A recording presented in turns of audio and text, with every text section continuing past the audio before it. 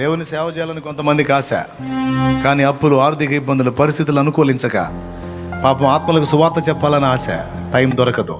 పొద్దున పోయి సాయంత్రం దాకా చాకిరీ చేసుకొని జాబ్ చేసుకొని రావాలి. స్త్రీ పురుషుడు ఇద్దరు కష్టపడి చాకిరీ చేసుకొని రావాలి. కానీ నీకు ఖాళీ సమయం, నీకు ఇవ్వబడిన టైం నిజంగా వాళ్ళకి ఇస్తే ప్రార్థనా సేవ చేస్తారు, సువార్త ప్రకటించే సేవ కూడా విస్తారంగా చేస్తారు.